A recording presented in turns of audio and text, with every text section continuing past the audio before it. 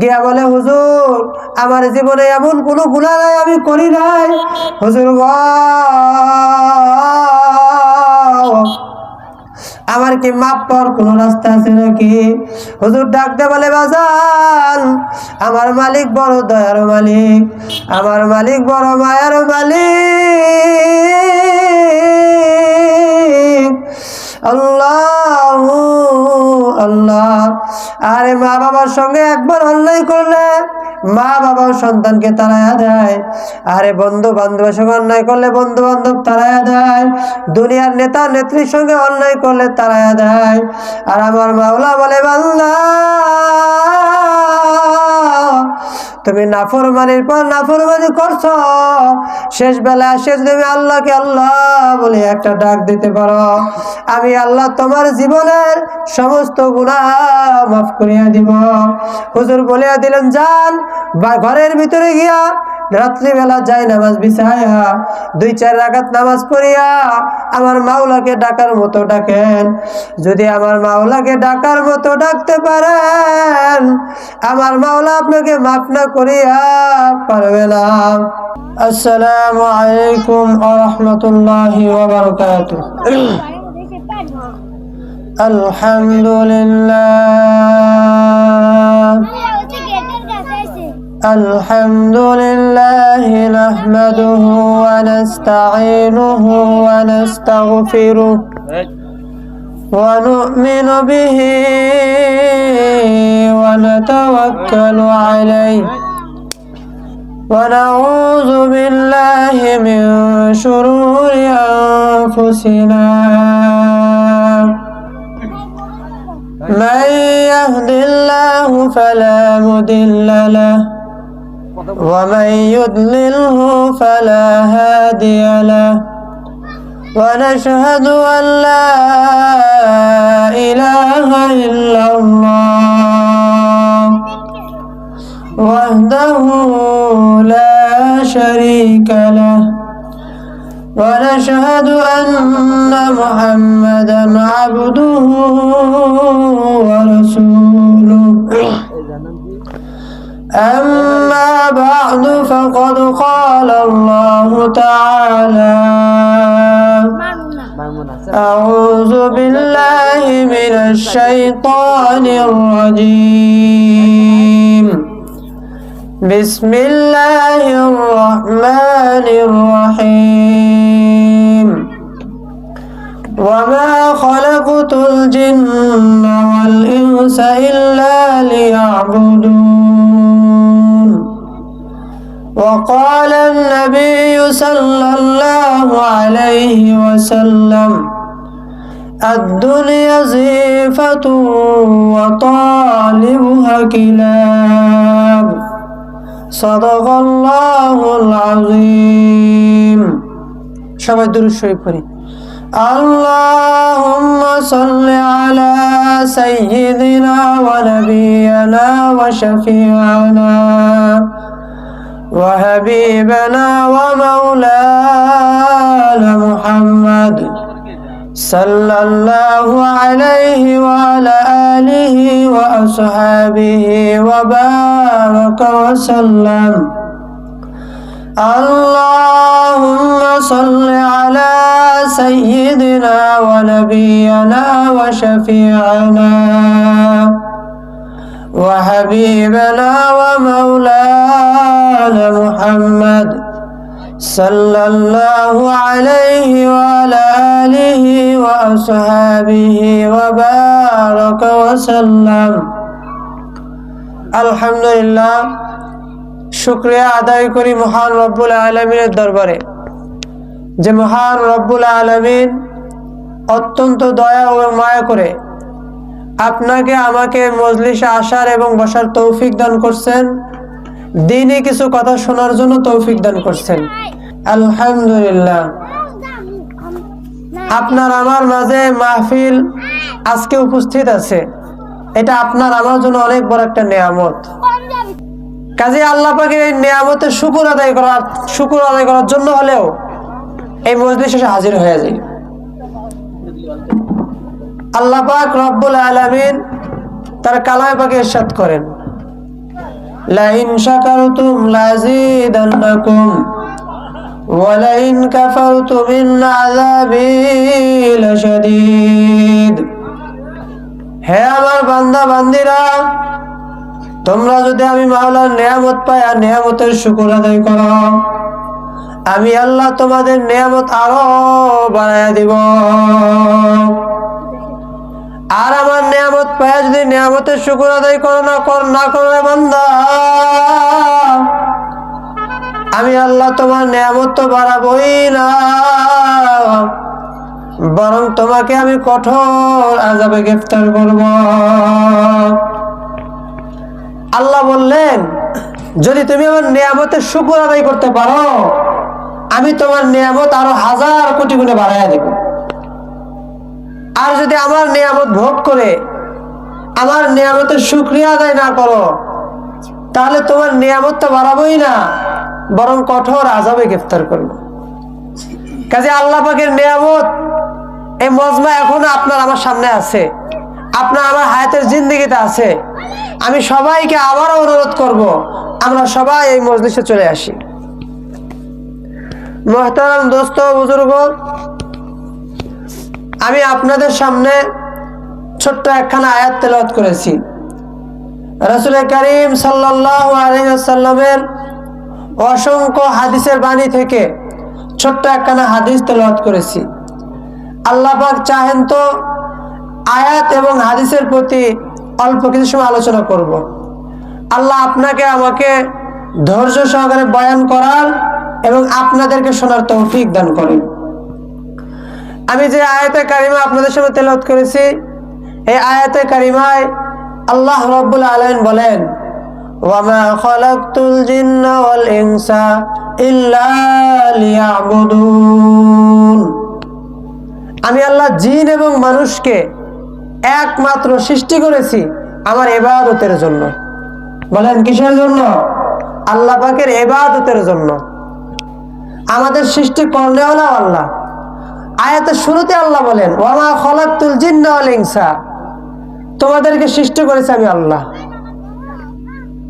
আমাদের সৃষ্টি করেছেন কে? আল্লাহ।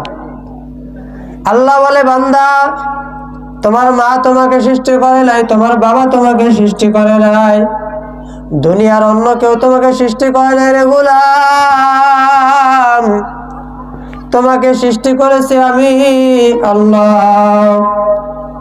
কাজেই বাজান, তোমাকে আমাকে সৃষ্টি করার উদ্দেশ্য কি? আমার মাওলা তাও বয়ান করিয়া দেয়, বলে, ওয়ামা খালাকতুল জিন্না ওয়াল ইনসা ইল্লা লিয়াবুদুন। এরে দুনিয়ার বান্দারা শোনো, আমি জিন এবং মানুষকে সৃষ্টি করেছি একমাত্র আমার ইবাদতের জন্য। কিসের জন্য সৃষ্টি করেছেন? ইবাদতের জন্য।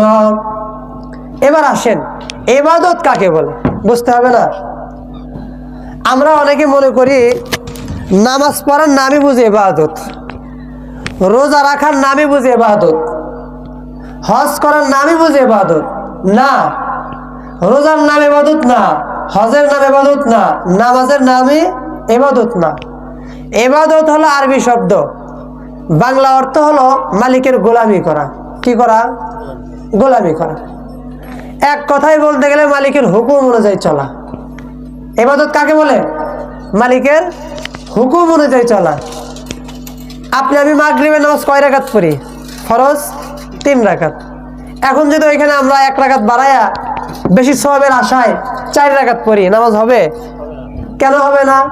মালিকের হুকুম অনুযায়ী হয় নাই। রমজান মাসের রোজার অনেক ফজিলত, নফল রোজা লাগলে আরো ফজিলত। এখন যদি ঈদের দিন কোনো ব্যক্তি চিন্তা করে সবাই তো আনন্দ করতেছে, আমি আনন্দ করব না, আমি মালিকের সন্তুষ্টির জন্য রোজা রাখবো, বলেন সওয়াব হবে না গুনাহ হবে? কেন গুনাহ হবে? মালিকের হুকুম অনুযায়ী হয় নাই। তো এক কথায় ইবাদতের নাম হলো মালিকের হুকুম অনুযায়ী চলা। কি করা? মালিকের হুকুম অনুযায়ী চলা। এজন্য আল্লাহ পাক রব্বুল আলামিন বলে, বান্দা তোমাকে তো আমি আল্লাহ বড় মায়া করিয়া বানাইছি। এ বান্দা তোমাকে কেন বানাইছি জানো? তুমি দুনিয়ার ভিতরে কারো ইবাদত করবা না, একমাত্র আমি আল্লাহর ইবাদত করবা। আমি মাওলা তোমাকে যেভাবে চলতে বলি রে বান্দা,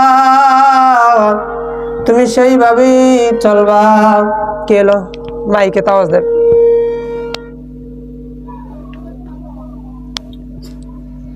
আল্লাহ আল্লাহ, সমস্যা হইতেছে, কথা বলে আওয়াজ আসে। রব ভাই একটু সামনে আসেন।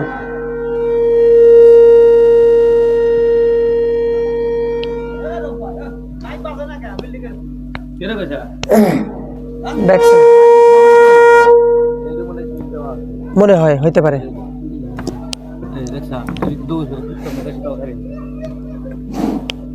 আলহামদুলিল্লাহ।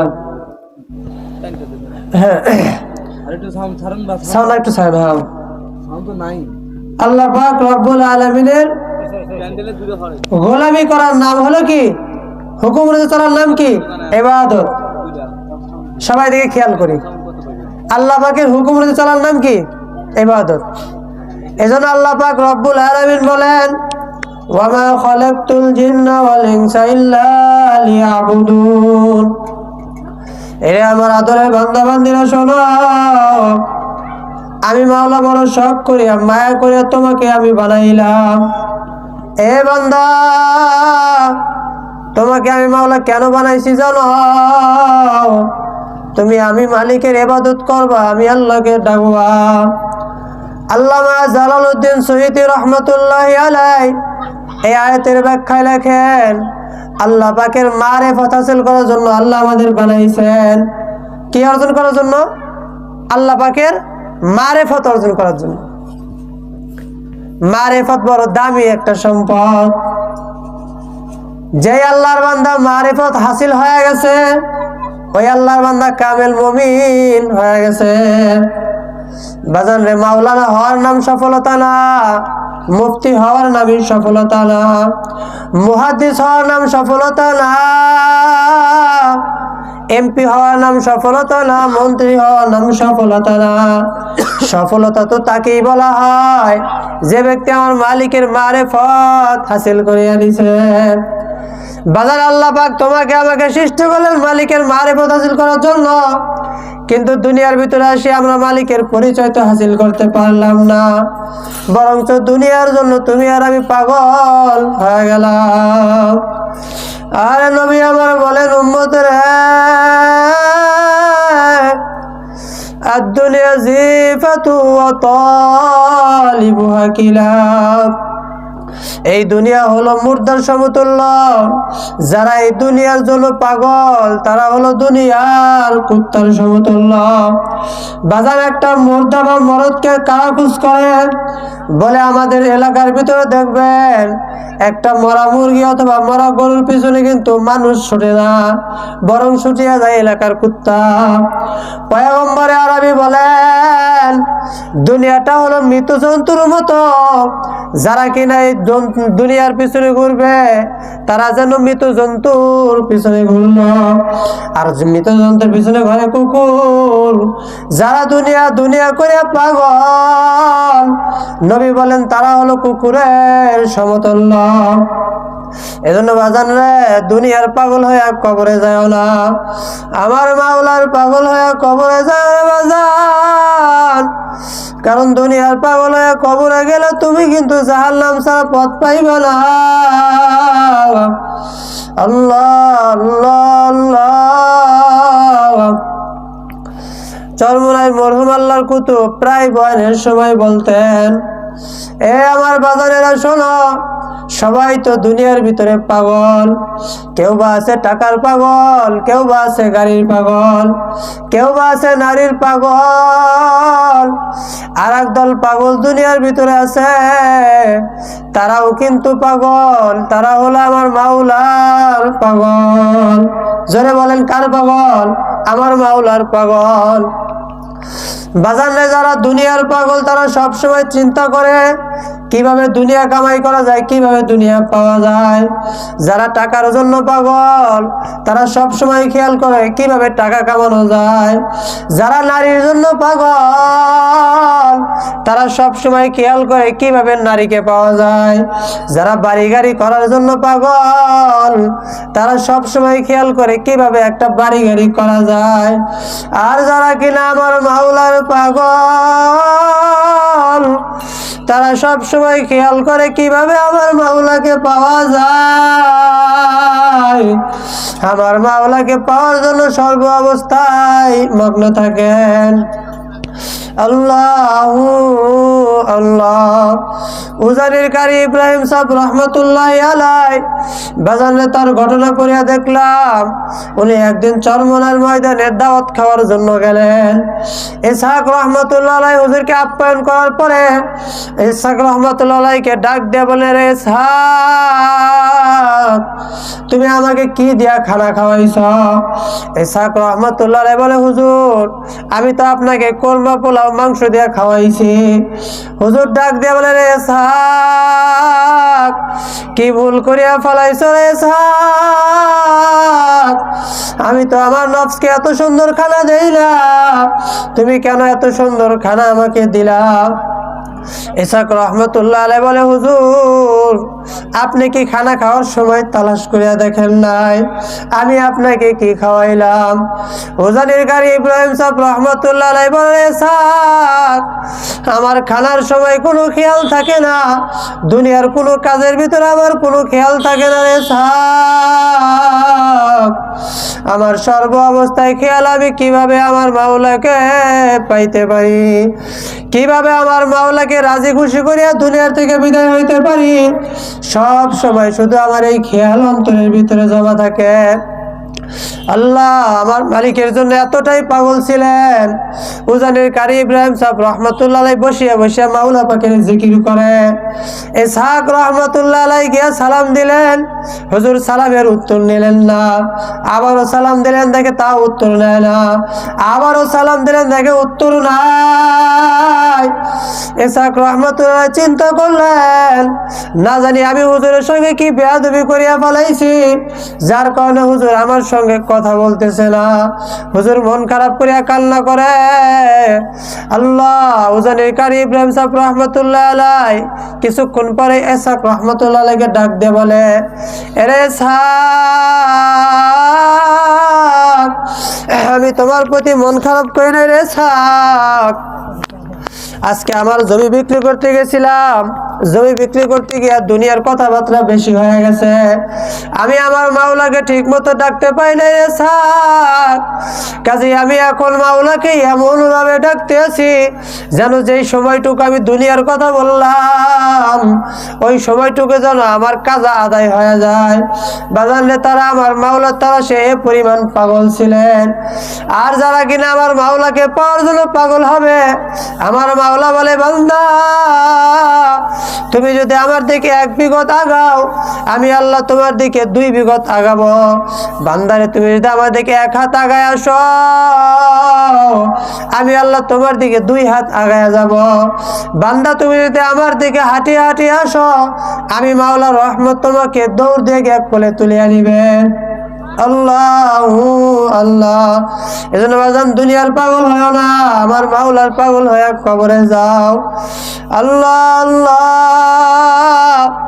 মুসা আলাইহিস সালাতু ওয়াস সালামের জামানার ঘটনা। নবী মুসা রাস্তা দিয়ে যাইতেছে, দেখে একজন রাখাল জঙ্গলার পাশে বসে আমার আল্লাহর সঙ্গে কথা বলে। আল্লাহ আরশের দিকে তাকায়া আল্লাহর বান্দা বলে, মাবুদ গো, তোমাকে যদি আমি পাইতাম আমি তোমাকে সুন্দরভাবে গোসল করাইয়া দিতাম। মাবুদ তোমাকে যদি পাইতাম আমি আমার বকরির দুধ দোহায়া তোমাকে খাওয়াই দিতাম। মাবুদ তোমারে যদি পাইতাম আমি তোমাকে জয়তুনের তেল লাগাইয়া দিতাম। মাবুদ তোমারে যদি পাইতাম আমার কোলের ভিতরে তোমাকে শোয়া মাথাটা টিপিয়া দিতাম। এমন অবস্থায় নবী মুসা এই কথাগুলো শুনিয়া ডাক দে বলে, রাখাল চুপ করো, তুমি এগুলো কি বলতেছ? এ রাখাল তুমি তো শিরকি করিয়া ফেলাইছ, এই কথাগুলো তো তোমার শিরকি কথা শোনা যায়। এ রাখাল শোনো, আমার মাওলা কি তোমার আমার মতো নাকি? যে তুমি আমার মাওলাকে গোসল করায় দিবা?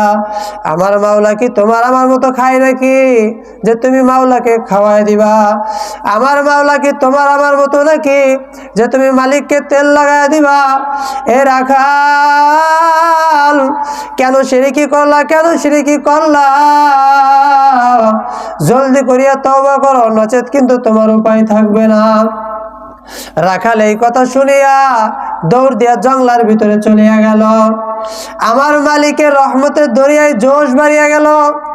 আল্লাহ পাক রব্বুল আলামিন মুসা আলাইহিস সালামকে ডাক দিয়ে বললেন, এরে মুসা, তুমি কেন আমার বান্দাকে তাড়াইয়া দিলা? সঙ্গে সঙ্গে আল্লাহর নবীর প্রতি আল্লাহ পাক ওহী নাজিল করলেন, ওহী আমদ সোয়ে মুসা আজ খুদা, ওহি আমদ সোয়ে মুসা আজ খুদা, বান্দায়ে মারা চেরা কর দে জুদা।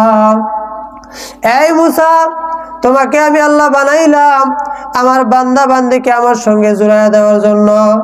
আমার জুড়নেওয়ালা বান্দাকে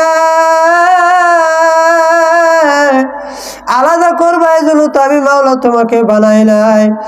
এই মুসা, তুমি কেন আমার জুড়নেওয়ালা বান্দাকে আলাদা করিয়া দিলা? জলদি করিয়া যাও, আমার জুড়নেওয়ালা বান্দাকে আমার সঙ্গে জুড়াইয়া দাও। জোরে বলি সুবহানাল্লাহ। মুসা আলাইহিস সালাম বলেন, মুসা,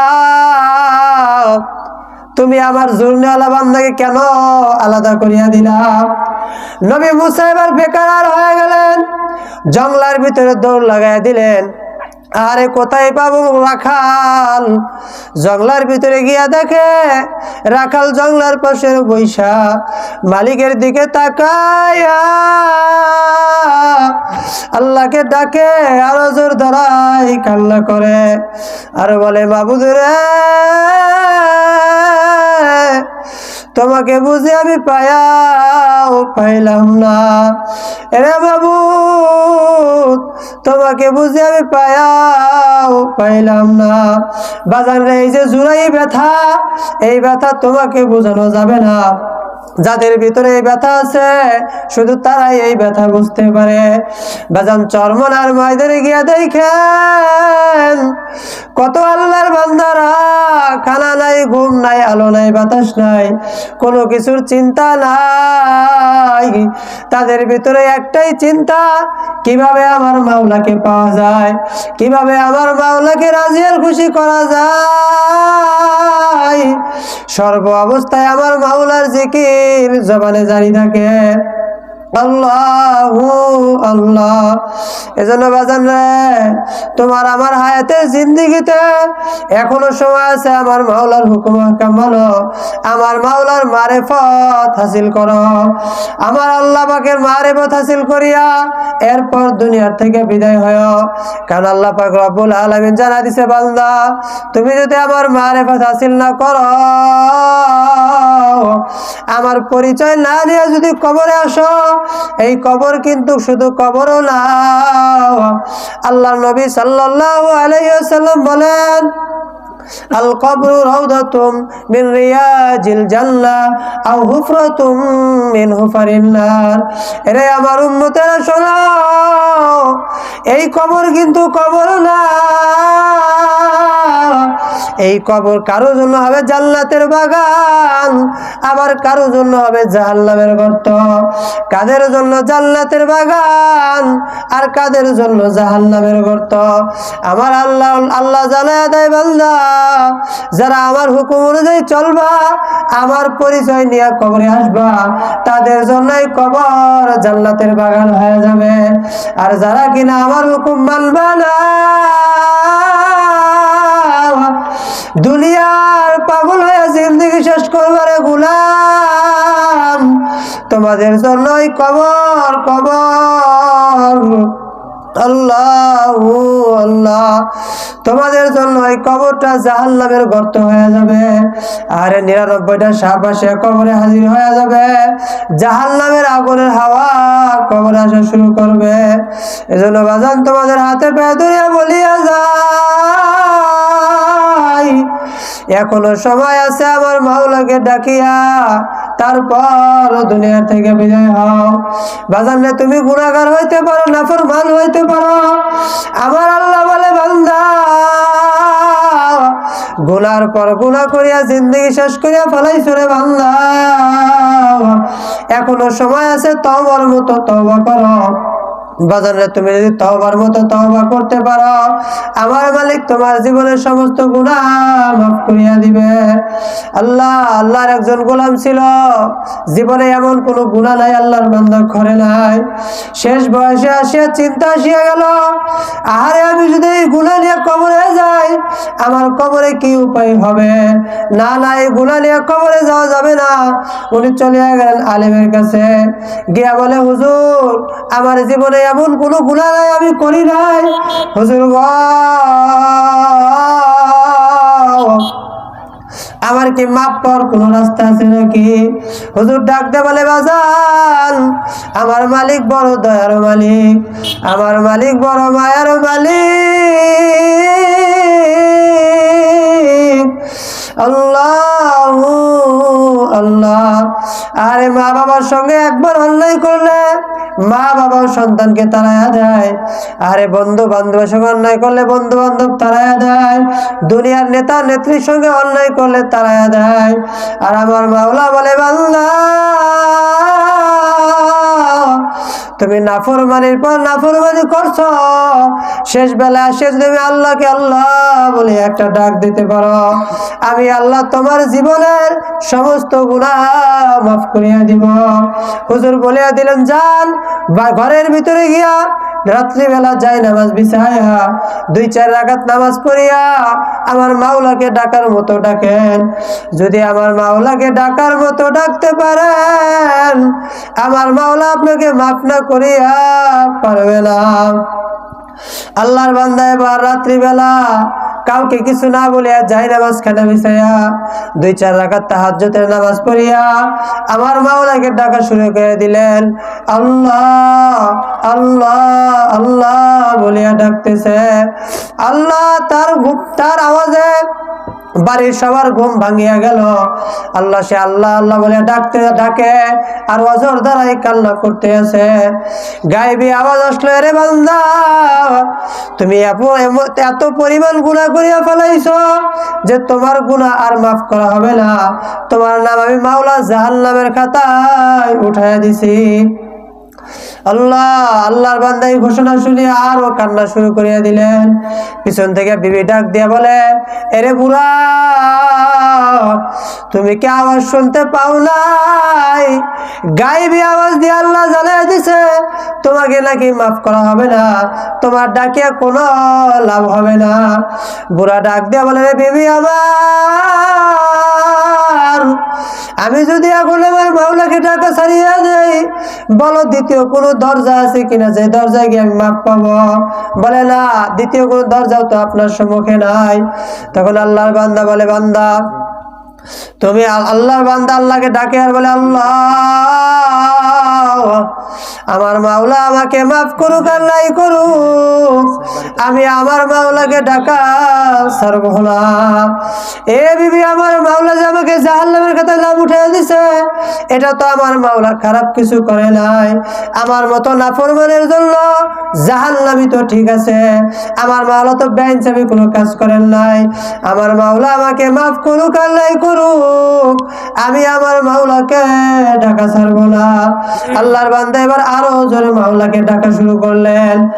এক পর্যায়ে আমার মালিক আবারও গায়েবী আওয়াজ নাজিল করলেন, এরে বুড়া তুমি যেহেতু আমার দরজা ছাড়লাইলা, আমার দুয়ার ছাড়া যেহেতু অন্য কোনো দুয়ারে গেলাই না, এ বান্দা যাও, আমি আল্লাহ তোমার নাম জাহান্নামের খাতা থেকে কাটিয়া জান্নাতের খাতায় উঠাইয়া দিলাম। এজন্য বাজান রে, তুমি গুনাহগার হইতে পারো, নাফরমান হইতে পারো, আমার মাওলার রহমত থেকে নিরাশ হয়ো না। আমার মাওলা ডাক দিয়ে বলে, লা তাকনাতু মির রাহমাতিল্লাহ, লা তাকনাতু মির রাহমাতিল্লাহ। এ বান্দা শোনো,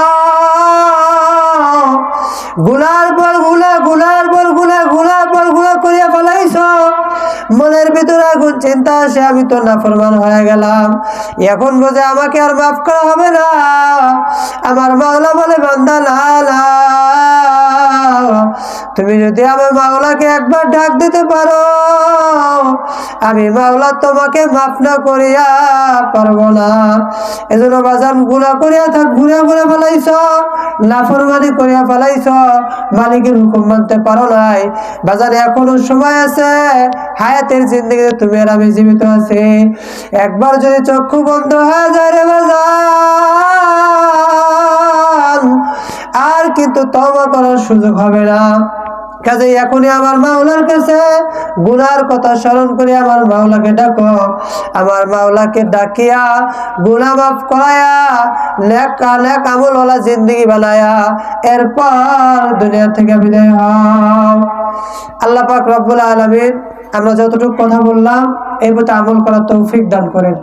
ওয়া আখির দাওয়ানা আলহামদুলিল্লাহি রাব্বিল আলামিন।